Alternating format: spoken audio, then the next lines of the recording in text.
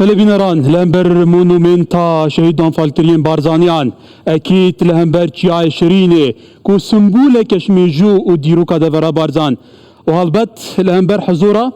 نيزي حفصت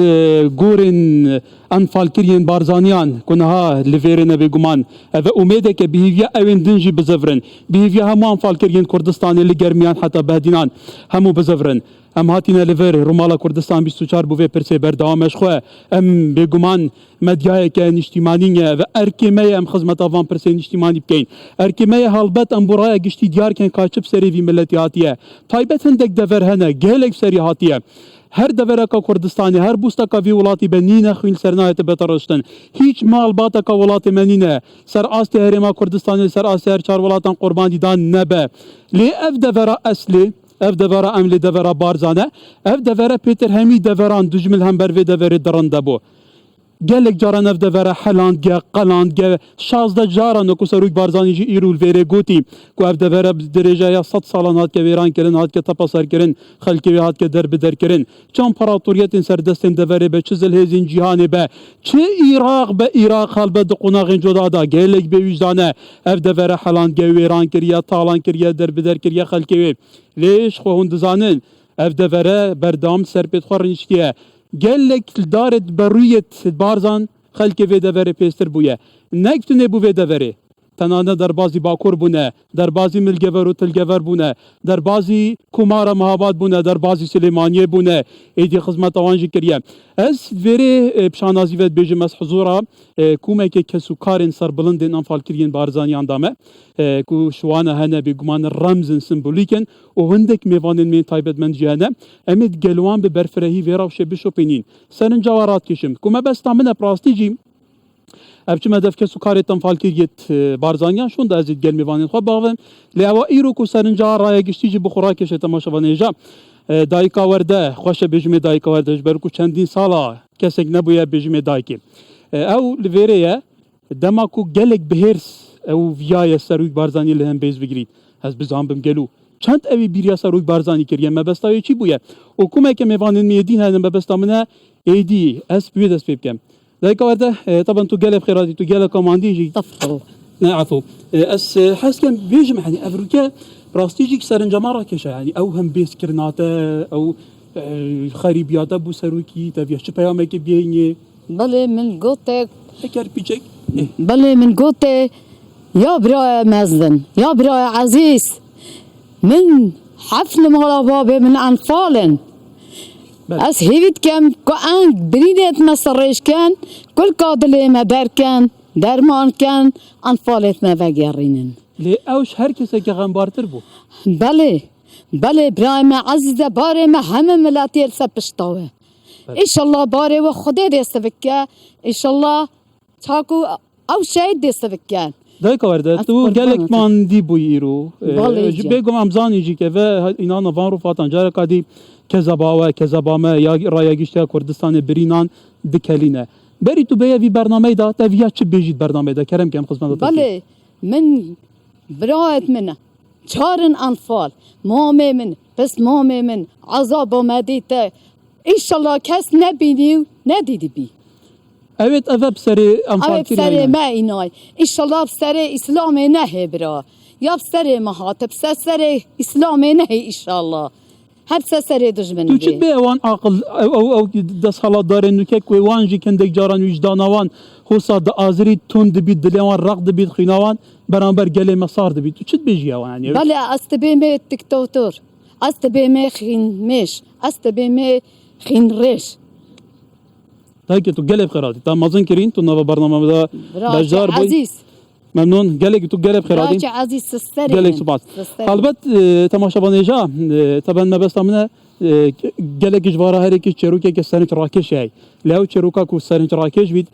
دو براین هف دو جیم کنن بیجینی جیم کی طاقه دواننه اوجی بگومان چروک که وان یاغم گین هیا باویان هات کم فال کرد این گلب خیراتن یکم اگر ما بحث که سپاس بوده بو برنامه دریوه که خوشه اگر هم بیچک لمعانات خوب بگینین و خلکک افراد پیش شاشرونش تخوره رنگ یابسانایی نبیتن 39 سال تمن خو تا دو خولک سه خولک دا ام بین بحث بکن ام وکو پاشماویت انفالا وکو برای من یه برهف ام جمکین چل روزا پشتی و هیرش درنده در حق به بارزانیا لسال 1983 هاتا کرن چل روزا پشتی اینگی امید پیدا بی ام رنگ جیروکا خوب به تمامتی میال داکا خو ارگرته نخو ام نگشی نوید و وقتی که ام بزانی جیروکا ما چیه بس داکا ما ود گیرید وقتی که داکا من جیروکا خوب ما ود گیرید تازیل في محلت چن ام تگرین ام بینی و داکا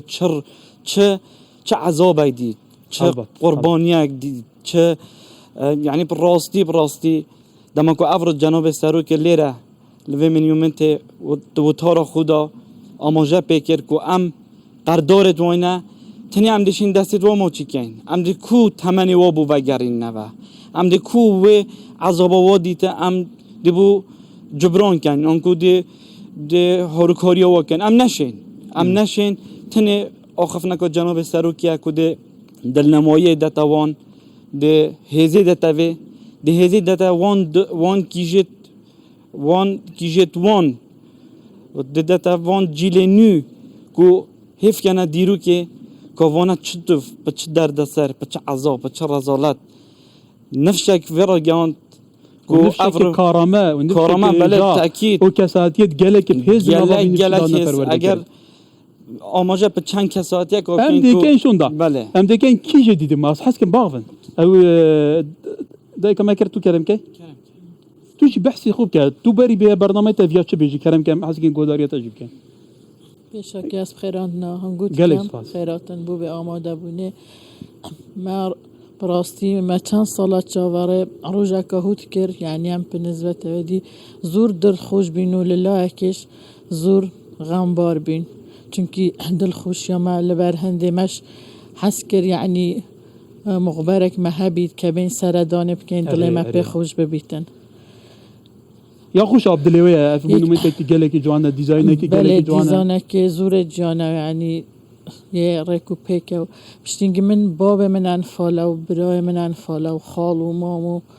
کسو کارت من 7 نفر لبنم والا من یعنی ویدم یا اوات نیا فال کرد من دیتا چند بود چه تشتیتی تا بیراتا گلو خود ازا کچکه بیم نای تا بیرا من بس پشتینگی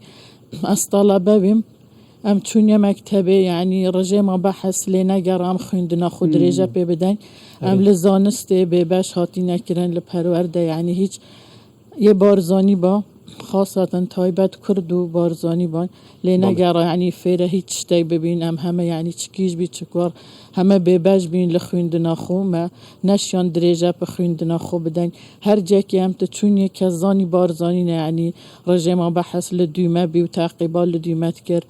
داکت ما یعنی بومت چونه شولا عملات کرد پشتی هنگی کمپیرا گشتین تمنی من نه سال بی هست سال بی من یعنی شولا کری کاریت کرد حتی جیانا خوب ریود من صبحی دا چما شولا کری کاری هواره دا چما مکتبا مسایی خونم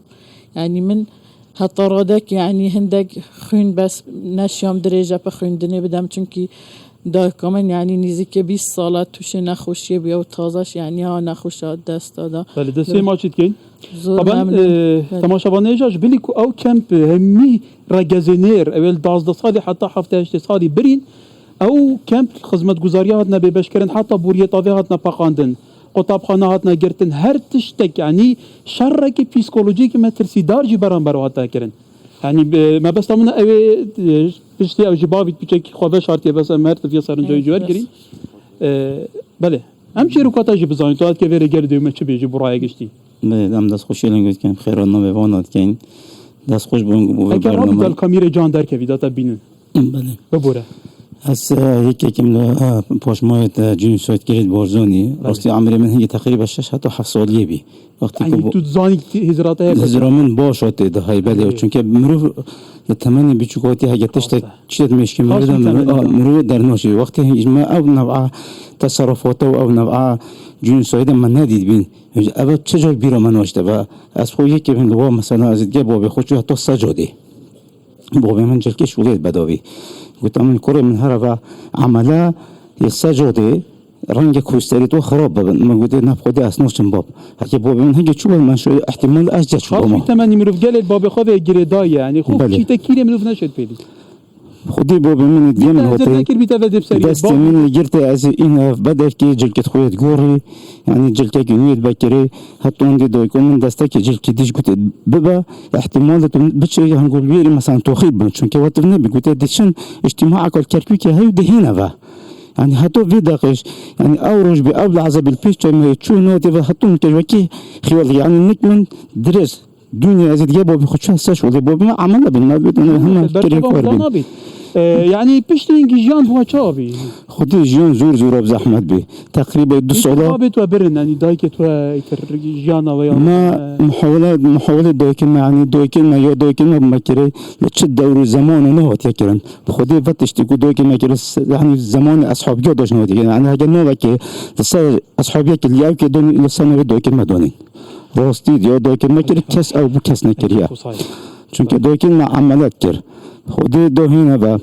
يعني اوف ما بريبي كهرباء ما بريبي خدي مكتب 2 سال وانا كري ام بخوين يعني از عمري من تقريبا ب 8 سال حتى شويه كي ابتدائيه بله قال سپاس بوده يتر ظالم جشنا يفيدار مهد ما يجيب جهنه كي دبو ماغفيت ما مسحس كم كي شدو ماغفيت فچروك هر کی شچروك که هي غمگین زان مسحس كم باون زور سپاس بو جناب تا بو کانال کردستان 24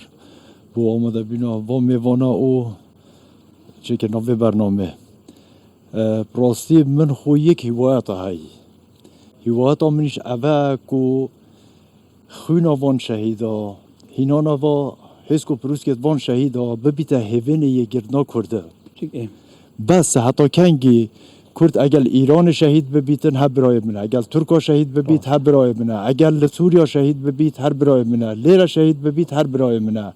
بس ام الهی او فرهنگ بینین بخو او فرهنگ یکتر قبول کرده لهر جایی که بیتن ضرر اف کردت که بیتن هیوید که هیوات من او ببیته هیوین یکر نکرده طبعا هفين راستقينا كردان بيويسي كهنوكي ويا ديروكي جرنا كردان بويا بيفيا سرنجاتا جاش بي بيفيا چم كنتو يكش ما بيتر باغي وما نخر زور ايه تستخوش بن كي ديدو ماغفيت كرم كده مام پیشگی ناو خود مزن دلوان خیرانا میوانید برسکین دست خوش لنگود کن بوری کس ناوی کن وی برنامه اسی که من لوا کس کو وقت از قطعی بیم من صفایی که متوسط تواکر بیم هنگی یعنی از من گلک برادر گدا بین برادرینگ حوالید من ام پیک ولیک پول بین یعنی کیم کسی در باز بی یعنی خرد برم تو چه در باز بی از یک ملون که عیش برم از بریم تو چه در باز بی از برم هاتونک سواری خون از نبرم هاتونک سواری از برم از پس ما من سوار راستای بی یعنی خالق بارد کرد بس جهنه بویا نه جن دیگه جمع دی مراتن یعنی دای کم منو جن ما خد دی مراتن پام بچو بینه دیگه چون مشکل نبی بس بو بچوکا او عزیز بینده دی مراتن پشتینگی وانش نزانم تشتاق بو چی بی گفته و بچگیم بلاب چه حتی اینکه خانه رازی کردی که بچن با ظلامن نخود گلک بار کردن گلک بر کی ما کسو کارن دا چانا فال کسو کاری من هفته کسان فالم مام من باب من بس مام من هفته کس مال من انفالم پشتینگیش یعنی انفال تنها چند کاجی میرک بی یعنی شورش پشتی انفال زور ظلام بی ورا کوه آفراد کوه او کرد من یک براک من بی پشتی باب من سعی بی يعني ورا الشير اوف كوزه نفس الروش ابو قل سرته نفس الروش كهرباء قطع بي اوف قطع بي قطب خانه قطع بي افراد دوچنه گوند دور بر ملب تناكي امن دوچي گوي تناكي اللي باقينت يعني تو ورا ونات كي اوف او بوفي يعني وز اون بشتي ولا هيتر هراوشو صابي اري والله اس دي بتر دي هم جماعه سباس بخازين هلبت تماشا فانيجا مي فاني ماجي هنا اكيد امي ميفانا جي سرنجان ورگری یکیش میواند می تری هجا وجیک برئیس دکتر یاسین کریم ممی به بره گشتی پیمانگا پزشکی دادوری کردستان تماشاوان جاب کو سرپرشیا پروسس اینانا رفات انفال کریان دکه امی جی بپرسین دکتر سپاس بو آماده بوناته البت في بروسس دبه بروسس که آلوز به تو زانی باشور عراق صحرای بیابان باشور عراق سرسنور کویت ایترا و بیابان بردام خود گورن ناحيه الطبوغرافي في جهه كما ترسيداره هكر بما بحث ريرا بروسيس اينانا فان رفاطاب كي بله بسرچاو زور سپاس من تنها لم بروسيا بجداري نكردو لبروسي يكم و دوم و سيمي يعني انوي رفاتي بارزاني كان كارم كردو و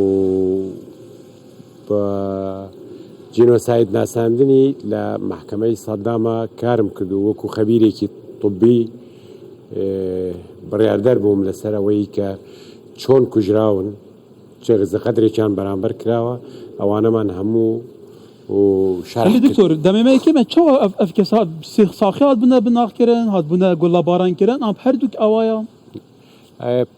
هێنانەوەی کاروانی سێیەمی کە ئەمڕۆ بە زیێدی باو باپیریان شاد بوون لەسەر ڕاستپاردەی فەرمانی جەنابی سەرۆک بوو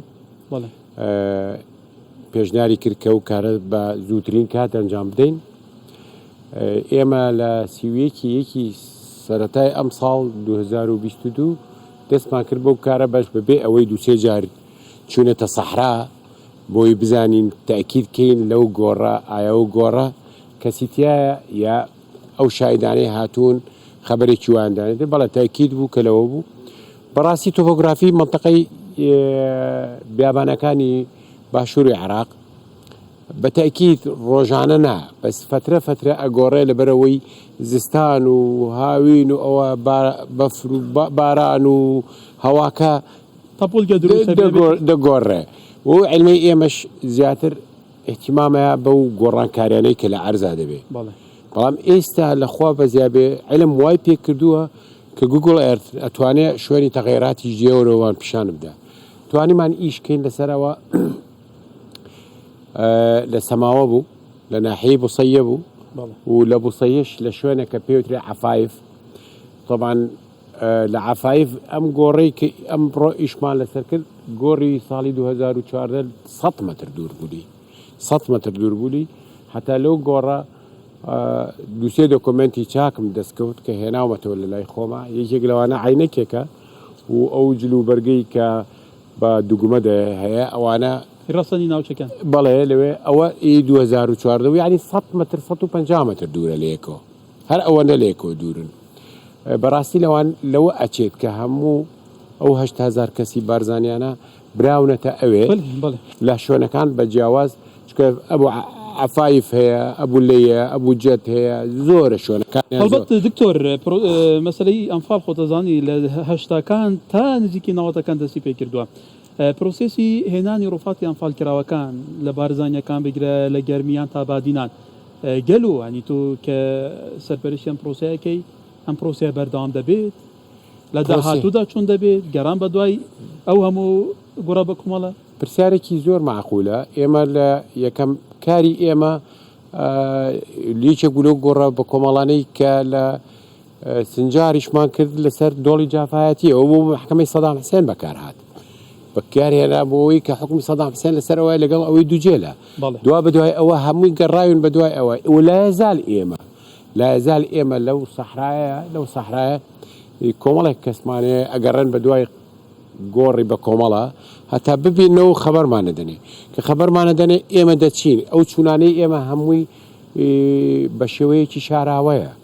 نابێ ئێمە بڕۆین بۆ ئەو شوێنان لەبەرەوەی خۆتان باش ئەزانن جنوبی عێراق وەزعێکی باش نییە و خصوصەن لەم کاتەیە لەوەکەی ئێمە چون هەروەکوە بە تاکید ئێمە فەرمانێکە لەسەر سەرمان ئەیکەین وەکو پێشمەرگەیەک هەتا ئەمێنین گۆڕ بە گۆڕ چۆمان پێ بڵێن دەچین ئەیکەین و لە خزمەتیانە دەست خۆش بن هیوا حاجی میرخان پەرلەمانتەرە بەرەیە پەرلەمانی کوردستانی و بێگومان کە سوکارێتێژی ئەنفاڵکردی بوون ێبەخا نەزێ پرسێکی شتە بکەم جوداتر ئەف دایکاوەرد و ئەف خوشک و برایدمە کوا خفتی بحثی هندێک کرد باوێتان برن بێ باو بوون دایکێتوان ئەبخۆدان کردن هەڵبەتە تەماشەوانێژە سەرنجاژی ڕاتکێشم کو دایکێتان فالکردیت بارزانی وەکی هێندی نەبین ئەمفاڵان بچنە وڵاتین دن gelek caran heştê baştan bu numune fırsatke bu biçine Türkiye biçine İran'ı ev hemû mana divan kempa daha ne dur pêşkirin her tiştê serata birîn lê ve kerem behsê hindê bikeyn helbete gelek civan daykan kurên gelekîn şêr kurên gelekîn berkeftî perwerdekine bu numune temaşavanêjan hate bîra min Rêber Ehmed babî enfale wekî û biraderê me kî jî şan bu axaftî wextê dîf babê xwe ra bazî û babê xwe nedîtî rêber jî wisa bûye tê gotin ev dirşaşaha bûye ev rêbar ew rêveberê bigman enfal û şehîdên barzan bûye ku meke xelkê diye tinê û zarokê xwe basî ne perwerdekine belkû zarokên serkirte perwerdekine gerek e bûvan çi bê de gotin gelin Pisyareke zor zor ciwan bû çuka min li nêzîkewa dayekê kakrêber de nasim ke ew katê ke zîndû bû ême mawê çend salek dirawsê bûn ke ew basî jiyanê xwe yê ekird berastî trajediyekê zor zor gewre bû yanî emroke Cenabî Serokê basî kird ewane netwanî nawiyan bilên tenha jin yan afret berastî şêre jin bû em xatûne ew dayike berêzey ême mindalekanî ke ko kirdewe teqrîben basî ziyatir li 30 kesekî de kird ke hemûyan afret bûn hiç piyawek cî gelê Rêber Ehmed kesiyan nemabû em rolekî zor zor ciwanî bînî gew birayê ême basî kird ew xuşkê ême basî kird ke gotî heta neyan heştê me xwendineke bikin çi bi afret çi bi piyaw em xatûne em dayike berêzey ême rêberî li ber xwendin dayîna awanda bi ciwan terbiyetî kird ke me ger seyrî bikeyn kakrêber wekû hemû dinya basî emniyet û seqam kakrêber û li gel numûnê zor tirîn yani em bila berfirehtir bavîn me bes tema ku numûnek bû yani kewata gerek el beramber qurbanîdan û beramber yani ya van daykan çi bête gotin gelo ew çi keltûra û çi prensîp e ev jina wisa seratke perwerdekirine ku wisa pêz bî rad davan hemî zirofê gelekê tund bike Awan xoşewîstî welat li layan muhîmtirîn şid bû rêbazî barzanî li layan muhîmtirîn şid bû terbiyetê barzanî li ser awan tesîrekî zor zor gewrey hebû emane bi hemû quwet û hewlî xwe mihaweleyan kird ke em rêbaze hûn nebîtin Cenabî Serok eger li bîret bêt ke basî dekird ême bê nan û av debîn belam bê perwerde nabîn ama bu an muhîmtirîn şid bû ke debe yek taqane kuryan mawe debe em rêbaze bigirît û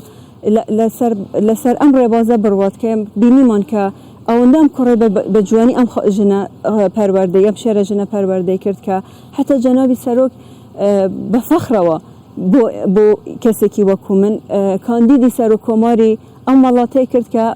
bi destî ewan enfal Belê me ziyade em dê piştî aliyên qanûnî jî bikên ji ber ku tu jî parlamenter bû pêştir bizanî çawa ye birêz Hayat Kakeyî ew jî parêzerê Keysa enfal û cînûsayda barzaniyan e Kakey hat helbet rêrewî yasayê qanûnî berev çê gêj xwetezanî dadgehê balayî tawanekan li Îraqa em Keysa bi cînûsayê nasên rawa belam li layan hikûmetê Îraqa wekû bahaqê qurbaniyeken tirî xelkê Kurdistan hiç kes ne li rûyî manewî ve ne li rûyî madî we qerebû nekirawe em rêrewe yasayê berev çê gêjtiye لە ساڵیاتی جینۆسایدی بارزانیان درود بۆ ڕۆحی قوربانیانی جینۆسایت و سەروەری بۆ کەسوکاریان شەرمەزاری بۆ تاوانبارانی ئەو تاوانە گەورەیە بەڵێ کار ئێمە لە هەر تاوانێک لە هەر پرۆسەیەک ئەوەی دڵی کەسوکاری قوربانیان خۆش دەکا بوونی دادگایەکە و دادگاییکردنێکی تۆمەتبارانە ئەوە دەتوانم بڵێم پرۆسەی ئازادی عێراق و دروستکردنی ئەو دادگایە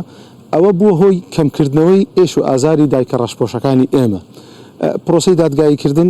بەڕێوەچوو و دۆکومنتەکانی لە دۆسەی بارزانی هەبوو من دەستخۆشی لە بەڕێز دکتۆر یاسین دەکەم لێرە دکتۆر محەممەد ئەحسان ئەوانەی کە ماندوو بوون بەڕاستی ئەوانە ینی ئەگەر بێت و ئەو دۆکومنتانە لە سەرەتاوە ئامادە نەکرابایە زۆرمان بینی لە زافر العانی و ئەوانە لە سەرەتای ئازادی عێراق دەیانگوت گۆڕە بە کۆمەڵەکان ئەوە سەربازەکانی ئێرانن و ئەوانە دەیانەوێت بە ئێمەی بفرۆشنەوە ئەوانە بەحقت بوونی ئەو بەڵگانەی کە لە ئەمنی بەغدا گیرا لەسەر دۆسەی بارزانیان دەستخۆشی لەوانش دەکەین کە وەکو سەربازی ون گەیشتە لەگەڵ ئازادی عێراق گەیشتنە ئەو دائیرەی ئەمن وەتوانیان ئێمە زۆرترین دۆکومنت لەسەر بارزانیەکان هەیە لە شێوازی گرتنیان لە شێوازی جێنۆسایدکردنیان پرۆسەی دادگاییکردن کە لە یەکەم دادخواز کە لە 23 یازدەی 2004 لە بەحرکە وەرگیرە و لە 2011 کە بڕیاری جێنۆساید دەرچوو دەتوانین بڵێن نزیکەی 7 ساڵ دۆسەی بارزانیان لە قۆناغی لێکۆڵینەوە و تا قۆناغی دادگاییکردن نزیکی 7 ساڵی خایاند دەتوانم بڵێن بڕیاری دادگا پڕ بە پیستی ئەو تاوانە بوو و ئێمە گلەیمان لە دادگا نەبوو ئەنجام دووسەی بارزانیان دوو ئەوەی لەگە خۆی گرتیە ئێمە ڕاگواستنمانەیە لە 75 ڕاگواستنمانەیە لە 78 75 بەشێک لە بارزان دەگوازرێتەوە بۆ جنوبی عێراق و بەشەکەی تری لە 78 دەگوازرێنە بۆ ئۆردوگازورە ملەکان چونکە دەڤەری بارزان هەردەم لە دەوڵەتی عوسمانی و لە دەوڵەتی دروستبوونی عێراق لە 21ەوە هەموو ڕژێمەیەک لە دوایەکەکان ئێرە ئەو هەستەنەتەوایەتی هەبوو بەرەنگار بووتە بۆیە هەمیشە بارزان و دەڤەری بارزان کێشە بۆ حکوومەتی عێراق کۆی پرۆسەی دادگاییکردن کۆتایی هات و بڕیارەکە دەرچوو ئەوە دڵخۆشی بەڵام ئەوەی کە ڕێڕەوی دادگاییکردنەکان کۆتایی نەهاتێ لەبەرەوە ئێمە تەنها لە دۆسەی بارزانیان 68 تۆمەتباری هەڵاتومانەیە گەورەترین تۆمەتباری لە دۆسەی بارزانیان نیعمە فارس میحاوی کە ئێستا لە نەمسا دادەنیشی و بەداخەوە کە جنسیەی نەمساوی هەیە کە دێن باز لە بەرزانیەکان دەکەین بە تایبەتی لە سۆران گەورە تۆمەتبار 500 کەس لە سۆران دەستگیری دەکات لە نێرینی بارزانیەکان کە قائیدی فەیلقی یەک بووە کە لە کاتی لێدانی لە عەبدولکەریم قاسم پلەی ملازم بووە بۆیە دەڵێن کە پرۆسەی دادگاییکردنەکەی ئێمەکان هێشتا ماون دەبێت ئەوانیش دادگای بکرێن نەک ماون کاکە کار لە کاتێک معزز و مکەڕەم لە وڵایەن ناوجەرگی وڵاتانی ئەوروپا گیراون ئێمە جەنابی سەرۆک لە پراوێزی وتەکەی جەنابی سەرۆک کە دەڵێ ئەو کەلتورەی کە بەغدا ئەوانەی کە دێنە سەر حکم لە بەغدا بەداخەوە دایکەوەردە کە لێرە دانیشتدا ئەو شێرە ئافرەتانەی ئێمە بەداخەوە کە بەغدا ئێستا قوتی ئەوانە دەبڕی بەڵام نیعمە فارس میحاویە کە تۆمەتباری سەرەکیە لە دۆسەی بەرزانیان بە فەریق ڕوکن لە بەغدا تەقاعدە تا ئێستش بۆیە بە دواداچوون بکرێت لەسەر ئەو دۆسیە کە لە دۆسیی ئەنفال دۆسەی هەڵەبجە دۆسەی تۆمەتباری ترماون و پرسی قەرەبوش کاک هەکار بەداخەوە حکوومەتی عێراق ئەوەی ئێمە کە کەسوکاری ئێمە لێرە هیچ یەک کەس بە منەوە من خۆم بە عێراقی نازانم حتا بریندارەکانی چەکی چیمیاوی کە دایکی بەڕێزت یەک لەوانە بوو بەرکەوتی سەکی چیمیایی بوو لە ئەنفالی بادینان هەڵەبجە ئێمە دەبێت حکوومەتی عێراق ئێمە بە هاوڵاتی خۆی بزانی بەلکاکەتێکی تەگەر ئەو عێراقی کە زۆر چاودێران ئەڵێن کە بەرئاوی ئێمە پێڵێن ناتەبیعی لە دای بووە ئەگەر خەلکی ئێمە ئەو عێراقا واقعی قبول کە بەلاوان ئێمە ڕوونەدا بەڵام واقعیکە مەبەستە منە تەماشەبانێژا هەڵبەت وە گۆهداری کرد بەحسێ ئەو کەسوکارن قوربانیان بارزانیان و میوانên مژیم ئەو دەڤەرە بارزانە لە ساڵ 1896 1907 وەرە سێزدە وەرە ساڵین چلا حتا ساڵین سێزدە هو بە سەردەمی ئەمپراتۆریاتە عوسمانی باشە منتەقات کە وێرانکردن خەلکیات کە دەربدەرکردن حتا کوچ و ژنێنوان جهات نەبرن دامان دەمدا لە ساڵین چلان حتا 45 کوێ دەمی بێگومان ئینگلیس زلهێزایەکی جیهانی بوو هەبوونای لەوێ دەبەرێ هەبوو گەلێک بدژواری بە باڵەفران بکرێگرتیان دیگەل ڕژێمە یا هەنگی یا مەلەکینی تر سیستەمی وی دەمی ئەف دەبەرە وێران کردە تاڵان کردە بێگومان خەلکیوێ دەربدەکە وەلا ساڵی شێستا وەلا ساڵێت هەفتەیە وەلا ساڵێت هەشتیا چ بسەری هات دیگەل و یعنی ئەف منتەقە هوسە هات کە جینوسایدکردن و ساعت کە وێرانکردن شێخ عەبدولسەلام بارزانی هات کە بدارڤەکردن تابێ هون دەزانن لە هەموو سەردەما لە هەموو دەڤەرەندەما کۆ سەرێوێ هات کە ژێبرن ئان ئەمپراتۆر ئان دەسەڵاتدارەوێ پێشاوێ تەمامی هات کەشنابرن لێگەل و باف دەڤەرە هەر بەدەوە هەرچین دبە نها لە هەمی جایەکی پێسترە لە هەمی جارێکی بەدەوترە کای فەخرانی تو نویسکارێکی وێ دەڤەرێ ئەس بزانم گەل و حکمەتا vê çi ev çi felsefeke ev çi peransîpe ev çi marîfeye ev çi îrfaneke yani ev devere berdam tête sotin wêrankirin talankirin pêtîrî sas salane roj bo rojê geştire hêztire pêtir şîn dibe eger navê barzan di çarçûvê welatên deverê de van hala hemû cihanê dizanî kî ye henî bû min û bû bînera bêj ev hikmetel kî hat spas rêz û salav bû heme şehîdêt me hêt Kurd Kurdistanê taybet şehîdê cinûsayîda Kurdistanê giştî û şehîdê cinûsayîda barzaniyan ku ebûsî neh saliya wan e pirsiyareke geleka kûr e kayke ema pê giştî diyara barzan wekû bizaveka çaksazî ya komalayetî netewî wextê ku tête dîtin komalgeha Kurdî piştî herfîna yan ku piştî navçûna sîstemê mîratiyê û derfedîtina سیستم دربگاتی اوی کمالگاه کردی تیبت قیرانه که گله کامازن بله بارزان وکو پروژه که هجریج بو قرطار کرنا گل کرد یان کمالگاه کردی لوی قیرانه وکو تا آماجه پیدای لدیمایا 119 پروژه که وکوش ریکا کانو وکو فکره کانو هات میدان بو هندی کوپه واسی ریکا که تازه بو چار سریا اوه اقلیت کل و سردمه ببیا گوشاره که مازن لسه کمالگاه کردی تایبتی او اقلیت کو د صلات و سردمه امپراتوریت عثمانی که ا پروژه دانا پروژه که کو ام بیژن ورجا عرفانه که ورجا حضرت قوله اما لکنگی داد کوی تطوار جوا که داد همان میجا کو تا اشاره بکری 1892 تایبتی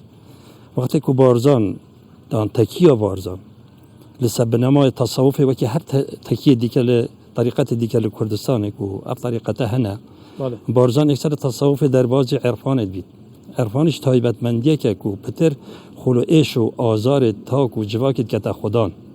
اف پروژه فکریه کو بارزان بنیاد بودانایی بو استخماراتی آوا کردن جاره که دی کسایته که کردی مروو کردی بو مروو که داد پرور بید بو که کمالگاه کردی لوی بدادی رزگار بکتن و بیت برگیری کاری که بو اراده بود درست کردن بل اراده بود درست کردن او خلکو فقیر هجار کو هاد بیا ظلم لتا تکرن لوی ظلم رزگار بکت ارجوره فکرات برجواندیا حتی فقر یعنی جبلی کو بارزان اف قربانی دای به خوشی شوراج بردام هبونه گله جاره چونه باکوری کردستانه پیش گیریوان دکر ویره چونه کمارما بخاد ویره چونه سلیمانی بو یعنی بو زانیاری بله بارزان کو نوانده که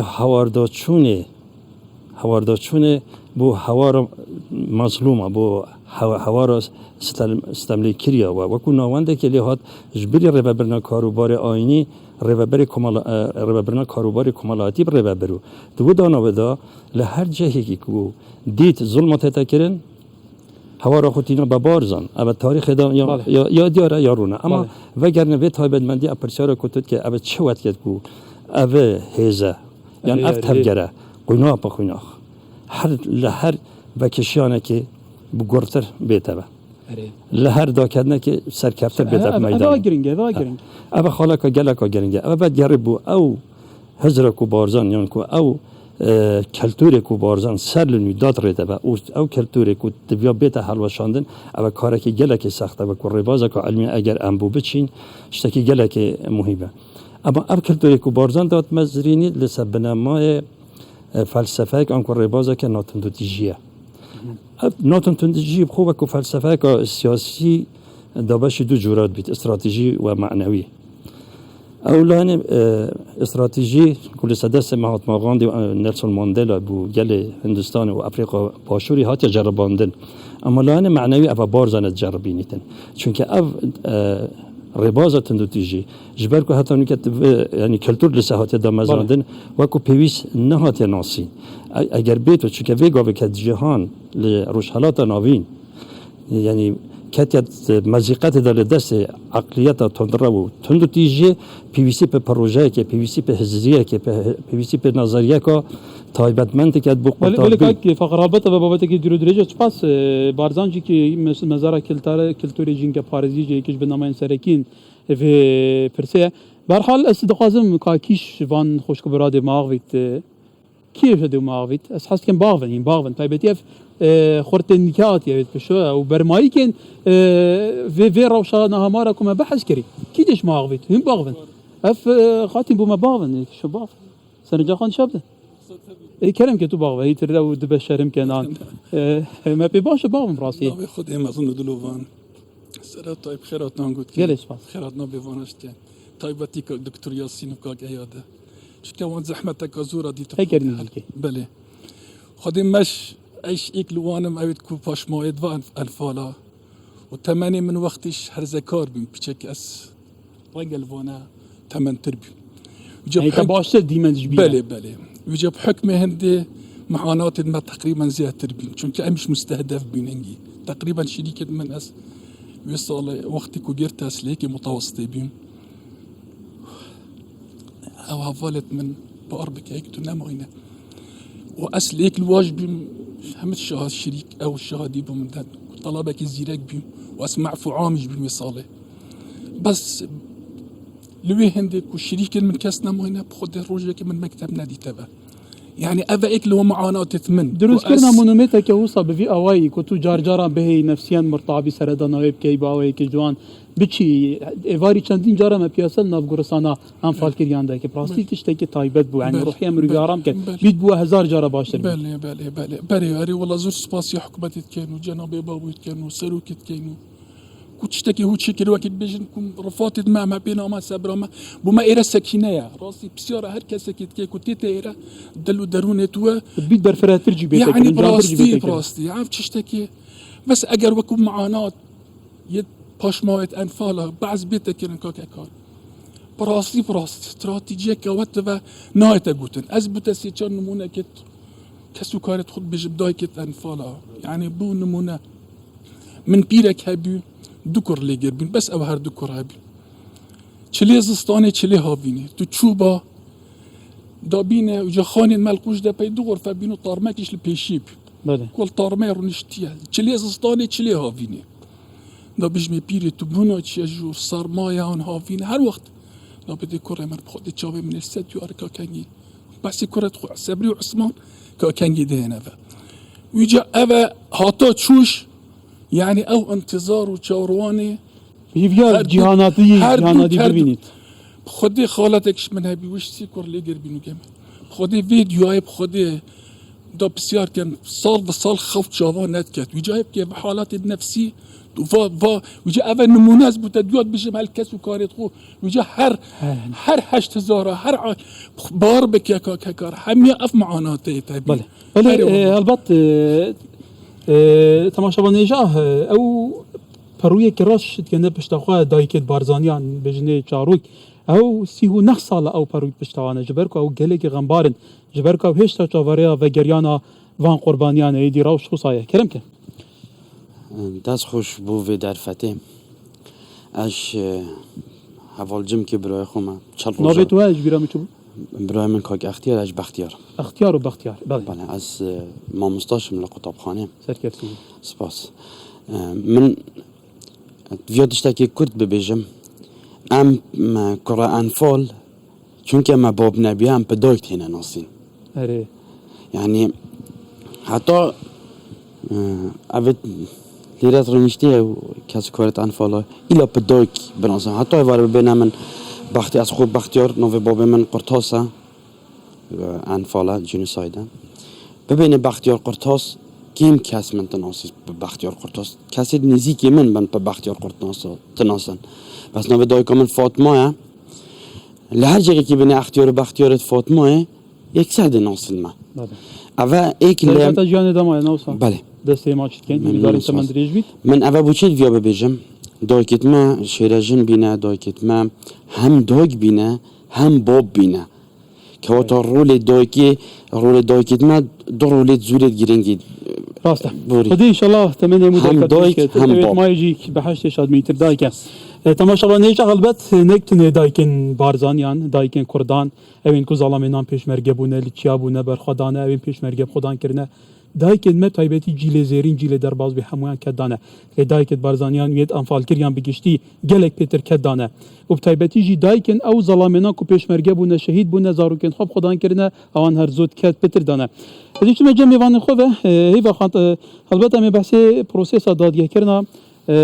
تمام بارن کیسا بارزانیان بکی الپارلمان کردستان یجی که هنگی الپارلمانی بونه ناجی پارلمان هست از بارم تو هایداری روشی گلو چی دیف چون بو کیسی کرنه بو اف خلک نهایت قربو کرن بو حق فی خلکی تبرز کرن بابت جنوساید انفالو کردستان بشه و که گشتی اگر مقصی لسر بکن پارلمان کردستان و حتی پارلمان عراق شو به جنوساید پسندی کردوا به پی دستور لسر ماده 132 دستور که دلتن کسوکار انفال که زیانیان برکوت و دولت عراق ملزم دکد که قرابویان بکاتوا که عملا که دیت لسلطه تشریعی و دادوری که داده بزد بو سلطه تنفیزی لسلطه تنفیزی جیاکاری دکریتن لعراق جیاکاری دکریتن پرسەکە زیاترش بە سیاسی دەکرێت چونکە پێشەلی مادەیەکی دیکەی دەستور دەکرێتن قەرەبووی بە شێوەیەکی گشتی بدون استثنایی عێراق بە شێوەیەکی کاملی دەکرێتن بەڵام کە دەگاتە پرسەی هەرێمی کوردستان بە هیچ شێوەیەک ئەو کێسە نەجوڵاوە و خۆت کە یەکێک لە ئەم کەسوکاری جینۆساید کراوەکانی تۆش هیچ شتێکت نەبینیوە لە دەوڵەتی عێراق حقیقەتەکە یعنی خەڵکی کوردستانی هەمیە گەلێک قوربانی دایە یەکیش ڕەمزی نوێ قوربانی دانە ئەف دەڤێرە نام سەر تاڤین ئەیکی تەماشەبانی ژالشون دەمێ سەر دەڤێرە دیژی باڤین ji ber ku بۆ بەشی قوربانی دانێ بەر هەموو خەڵکی کوردستانی کەفتی ینی بوو لە کوردستانی ئەف هەموو ئالیێن پەیوەندیدار هەنە نونەرێن کوردان لە بەغدا هەنە ئەف کەیسە جددی نهاتکەوە گێتن تو زانی هەرویستێ بەغدا بەرامبەر کووردا چییە ینی بۆ نەف پرسە نە ئازراندیە نەوەڕژاندیە مەزن نەکردە لە سەری بکە لە سەرۆکی هەرێم بگرە حتا بە هەموو کەسێک محاولەی ئەم کاریان کردوە بەڵام کە شتێک بە سیاسی دەکرێت بودجێ هەرێمی کوردستان دەبردرێتن موچەی پێشمەرگە کە بە پێی دەستور دەبێت بدرێت ئەوان هەمووی قەتە دەکەێت ئەمە شێکێکی دیکە حتا ئەو هەندێک کۆمەکێکە بە کەسوکاری ئەنفال دراوە کە زۆر کەمیشە بەڵام ئەوە هەموو جوهدی سەرۆک بارزانی و کاتی خۆی کاکنێت چیروان کە سەرۆکی ئەنجومەنی وەزیران بۆ کراوە ئەوە ئیمکانیەتە هەر ئەوەندەیە زیاتر نییە لە دەستیان بەڵام ئێمە دەبێ زۆر ڕاشکاوە ینی UN دەبێ التزام بە ماهاداتی خۆی بکاتن وەکو دەولەتانی مەسە وەکو ئیسرائیل وەکو دەولەتانی دیکە کە پرسە جینۆسایدیان هاوکار بوون کە لە دنیا بە جینۆساید بناسرێن دەبێت پشتگیری ئێمەش بکەن لەگەل ئەیا دەوڕژێن کاکات تو پارێزەری ئەم کەیسەی ینی تو بە دووادەچوونی کەیسەکە بکەی بوون منە دوێنێ پلاس خارتی شامادە بوو نێنەری دەیان وڵاتانی ئۆروپا وڵاتانێک کە باسی مافی مرۆڤکەن ئەندامی هەرتەمی ئەنجومەنی یاسایشی نێودەوڵەتی ئامادە بوونە هەمووی دەزانی چی بەسەری ئەم گەلەی هاتووە کیت تەقیم وازەکان کردووە کەواتە چی بکرێت حەقی ئەم گەلەگەت بەرزەنەبی چی بکرێت ئەو تاوانبارانە کە توتیت کە معەزەز و مکەرەم لە ئەوروپا و لە عێراق دانیشتون ئەوانش محکەمە بکرێت بەر لە وەڵامدانەوەی ئەو پرسیارە کاکە کار حەزم کرد بۆ ئەوەی تەکیدیان لە نەخوێندەواریکردنی بەرزانیەکان کرد بێگومان حکوومەتی بەعز کە پرۆسەی جینۆسایدی بارزانیان دەست پێ دەکا هەموو دادخوازەکان دایکە ڕەشپۆشەکانی ئێمە گوتیان هەر پاشی بردننی نێرینەکانی بارزانی کارەبا بڕا ئاو مزەخەکانیان برد و مەکتەب داخرا علی حەسەن مەجید یەک لەو تۆمەتبارانە بوو کە زۆر سەرنجی دەنووسی یعنی یەک لەو تۆمەتبارانەی کە زۆرترین پرسیاری هەبوو ئەو بوو وتی زۆر ڕاستە کارەبا دەتوانین مەحاولەیەکە و لای دەبەی ئەوە کارەبا دەبڕێ و ئاویش بیرەکان ڕاستە کە مزەخەکان لا دەبەی یان هەڵدەگری ئاو نامینێ بەڵام مەکتەب داخستن سیاقاتە بڕیارە چ بڕیارێک درایە چۆن حکوومەت مەکتەب لەسەر تەڵەبەکان دادەخە یەک لەو پرسیارانە دەبی ئێمە وەڵام بدەینەوە من زۆر سپاسی ست پاکیزە دەکەم زۆر هاوکارمان بوو لەگەڵ پارێزەر مۆنزەر ئیسماعیل ئێمە ئەو دۆکۆمنتە لە خلالی مانگێک ئێمە دۆزیمانەوە داخستنی قوتابخانەکانی قودس و قادسیە کە لە جەلسەی داهاتوو خستمانە بەر دادگا و پێشکەشی حاکم ڕەوف کرا بەڵێ پرۆسەی خوێندن کە باس کرا یەک لەوانە بووە نمونە ئێمە زیرەکترین قوتابی لە قوشتەپە مزباح سلێمانە ئەگەر دەڕۆی دۆکۆمنتەکان دەکەیەوە یەکیشانژێکی ئەو ئەف قوتابیە دەبێژێت بوومە مزباح سلێمان نووسرایە معفو فی جەمیع الدروس یەکەم قوتابی بووە دەرەجەکانی هەمووی 99% بووە ئێستا لە کوردستان بینیمان یەکەمەکان چۆن خەڵات کران بەڵام یەکەمی بارزانیەکان جینۆساید دەکرێن ئەوە جیاوازیەکەیە کاک هەکارکەکەتان نەپرسی چەندە پرسیاری کەمیش ئەگەر بە کورتی جەب دەیتەوە نەتان پرسی بوو ئەوەندە دڕاق بوون بەرامبەر ناوچەیە کاک هەکار ئێمە باسمان کرد کە هزری نەتەوەی لەو دەڤەرەیە و 16 جار لە تەمەنی دەڤەری بارزان کە دەسووتێنرێ لە حکوومەتی یاخۆ بڵێن لە دەوڵەتی عوسمانیەوە بۆ دەوڵەتی عێراق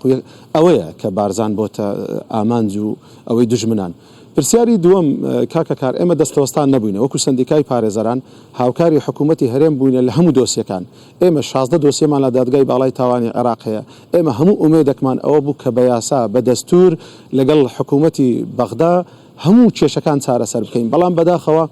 ئەوانەی دوێنێ کە هاوپەیمانی ئێمە بوون و کە لە کوردستان بوون و هاوپەیمانی بە دەرەجەیەک لە قسەی جەنابی سەرۆک بە هەموو شتێکی ئێمە ڕازی بوون بەداخەوە کە سوڵتایان کردە دەست لە ئێمە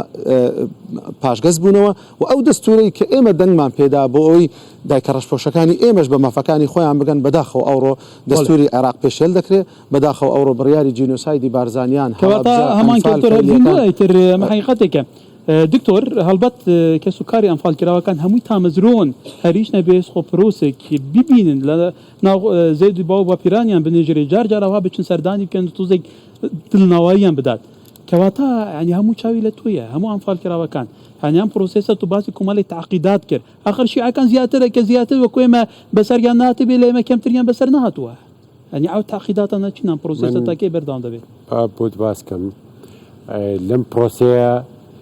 کۆمەڵێک لە کەسی زۆر باشی عەرەب هاوکارمان بوون لەوانە شەرت نییە هەموو شیعە خراپێ بەرامبەرمان باوە ئیسپات بکەین بۆ وەڵامەکەن هەر ئەو عەرەبانە بۆ ئێمەیان دۆزیەوە ئەم گۆڕی بارزانیانە ئەم وەجبەیە هەر کۆمەڵێک عەرەب هاتبوونە خزمەتی جەنابی سەرۆک و پیان و تو گشتێکی وا هەیە ئەو عەرەبانەی کە لە جنوبی عێراقن ئێستا وەختی خۆشی ئەوان لە دەستی سەدام حوسێن هەڵاتبوون و لە سعودی و لە سنووری سعودی و کوێتا بوون و ئێستا ئەوان زۆر تامەزرۆترن لە ئێمە کە بدۆزنەوە و بێن پێمان بڵێن ئیشکردنەکە خۆی تاقیداتی ئیشەکە ئیشی یەک کەس و دوو کەس و سێ کەس ئومێد دەکەی بە پیاوزانیاریەت هەیە ئومێد دەکەی گەل و چەند کەسی تر چند ڕۆپاتی تر بۆ کوردستان بێنرەوە ئەو زیاتر لە کام ناوچە بێ ئەو زانیارێکە هەیە من ئەوەی کە من ئەو زانیاری هەموو بە پێوەی کە ئیشم کردو لە خلالی ئەم چەند ساڵەیە لەسەر ئەنفال و جینۆساید زۆری کە باسی محافظەی سەماواکەی دووهەم محافظەیە لە عێراق لە ناحیە ئەرز کە سەحرای هەیە لە دوای ئەنبار ئەمان تەوزیع کراون لەسەر سەحراکان خۆ شەرت هەر بەرزانەکان لە سەماوە نییە گەرمیان لە سەماوەیە لە نوگرە سەلمانە چەمچەماڵ لەوەیە زۆری گەلی کورد براوە لەوێدا بۆ لە بەروی پلانی بۆ داناوە کە کردوێتی بەڵام ئێستا وەکو دیاریکردن دەتوانین بڵێن ئەرزێتی تەقەنیت کرد تەکنۆلۆژیات کرد تەکنۆلۆژیا زۆر پێشکەوتووە بە دەستمانەوە دەتوانین کاری لەگەڵاکەین و ئێمە وەکو بۆم باسکردی هاوکاری کۆمەڵێک ڕخراومان هەیە لەوانە کە لەم کارەیە پرۆسیا لەگەڵمانە بۆ ICMP و پەیمانگای پزیشکی دادوەری عێراقی زۆر هاوکارمان بوون مؤسسەی شەهید مدیرەیەکی عامەیانەیە زۆر هاوکارمان بوون بۆ باسی قەرەبووتان کرد من حەز ئەەکەم قەرەبوو حەقێکی مەشروعی هەموو کەسێکە کە بیرێتەوەی کە ئەنفالی لەگەڵا کراوە حەقێکی مەشروعە ببێ ئەوەی نوکلی لێ بکرێت بەڵام ئەگەر ئێمە بمانەوێ ئەم کەیسە من هەموو جارێ گوتومە باشترین کارت بە دەستی جەنابی سەرۆکەوەیە کە دروستبوونی دەوڵەتی کوردی پێ بکەێت چۆن ئەوە ئێستا ئەگەر ببینی ئەو هەموو یەک کۆڵەکەی هەیە یەک کۆڵەکە لەو کۆڵەکانی ئێمە ئەمە بابەتی جینۆسایدە دەبێ بە زانستی بکەین بەسە ئیتر ئێمە فرمێسکیان بڕێژین و لێر ئەبێ بە زانستی بکەین زانستی احتیمادی زۆری لەسەر ئێمە بێمە جای کێنەوە تەمەنەکانیان نێرومیان سەبەبی و کوشتنەکانیان زۆر مهمە کە باسی هۆلۆکۆستەکەن هۆلۆکۆست هەمووی دەکەس گیانیە و مۆزوع لەبەرەوە هیوادارم لە دەستگای ڕاگەیاندنەکانتان لە دەستگای ڕاگەیاندنەکە هاوکار بن بۆ ئەوەی فرمێسک بکەین بە ئاوات هەڵبەت کاک فەخەر ئەڤێژێکی سەرنجە دکتۆری بۆ ینی چ بێتەکردن ئێدی هەر ساڵ چەند جارەکان برینن مرۆڤی نەکۆڵن نەکەلن تایبەتی بوان دایکان بوان زاڕوکان ینی وەختێ زەڵام دەگریت گەلێکە بزەحمەتە ینی دوسێ ژڤان زەڵامان گریان ینی پڕاستی کەزە بە مرۆڤی شەوتینی گریان زەڵامی زانی گەلێکە بزەحمەتە ینی کەواتە چ بێتەکردن گەلو توژی یەکیش ڕۆشن بیرین بێدەڤێری چ بێتەکردن کات کەیسە فعلەن زانستی بێتەکردن پێتر بێتە پێشخستن بابەتێکم بەحس کرێ هەمە ئەساس بەدگەرت بوو دوو کەلتۆری جیاواز ئەم کارە بێتەکەن ئەم پەتر ڤەگەڕین بوو کەلتۆری خۆ کەلتۆری خۆ شێوەیەکی زانستی ئەم بناسی کە دوو کەلتۆرەیدا چەند بەهایەت مازن جی گرتینە ئەم ڕەنگێکی عەلمی ئەوا بەهایانە تیۆریزێ بکەن شێوەیەکی نەزەری ئەم جارێکا دیکە بکەینە پەروەردەیە ملەتی خۆ گوچێ خۆدا چێڕووکە کەس و کارە هەموو آخر نەتیجە دەبێ گەڕێن بوو هونەری دایکی بوو چاوە دایکۆمەشیا لەبێ امتحان مازن و ازمون درواز بود خو آرمان جا دجمن همه اوا دا کو و ملت و کلتور مازن دا برنید وقتینید کلتوری وان لناو بد اول هاد لجنگه خود دا برندن چون که اساس دا مزراندن هر کلتوره که بن تأثیر جنگه وانه را قاسن برن بو باشور عراقی لو جنگه بو او جنگه بلکه پی پاسیتن وان کلتوره خود دا برنیدن تی کلی کلتوره که دیگه بلی نفی عامشه اما تماشا که چه وکر که دجمن سر نکویتن بناس الوی پلان خو سر نکویتن و چه وکر که اب شیردایی که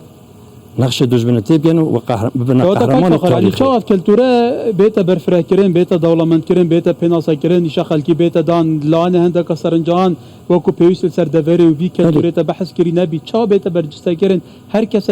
یعنی میجار استقینا به دوری بزانی تبگی فهم بکه سرتا شوی که اینو بیت دیکومنت کردن یادی او رهندت برفره کت دلی و کلتور مازن دانه همه شوی که جزئی بین برچاف کردن بود بحث جنگ پاریزی کرد جنگ پاریزی بشه که لب کلتوره کو ابرو دنیا پیوسیه که زور مازن به کلتوره که هی کو پیوستن خلوی قیران جنگی قرطار بکتن درد گرن اب بیرمندید ما جهانی بپاسن تشکی نمونه که پیدا کن که نظریه که ریکو پیک گوه که تو بگرن و کلتوره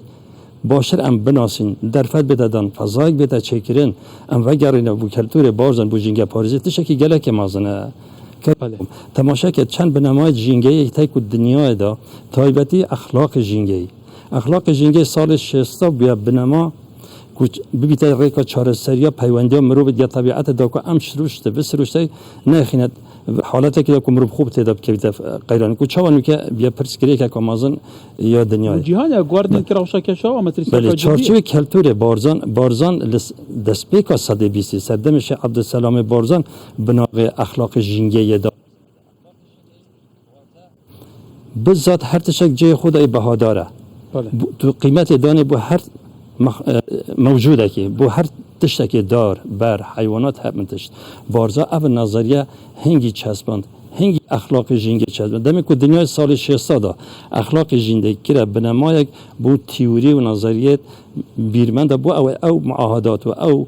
پیمان نامه که او رو دنیا تحت داد رجیتن لسه بنمای اول نظریه هلی کاک فقر ولی گلی سپاس بوده گلی سپاس بو هر چهار میواندید میتهجا گلی سپاس بو وان میواندید میتهجا کسو کارتان فالکر یام تایبه سپاس یک تایبه دوباره بو دای کاورت کو پراسی گله کی ماندی بو ویتامینی مازن گرین کو چارچوبه بیت ما رو مالا مده بره بو تماشاوانه جای دی وقت داره ما کردانه بردوام افچرو که هنه لهر جای که هنه هند زانن یعنی دشمن مهوون درندنه سردستن دست لهر تشتی که نه پاراسنه لی افگله نک نهاتش نابرن بلکو چند جار و چند قات و چند قات زیده بو مزنتر بو پیستر بو هکه پرسا کردان هنگی پرسا که نافچهی به کیفا خود چارچوب سیادا دولت خود داود چارچوب برجاندین امپریالیسم دا حالان بیت قلا بنا پرسا کردان پرسا که جهانی نفنتویه هیچ ولاته که دنیا هیچ کساتی که دنیا هیچ برپسه که دنیا نینا نزانید ناوی ویده وریچه ناوی او کسی ویده وری رابی نها قیاده ملت که ناوی شراشت ویده وری شراشت کردان و کردستان کنه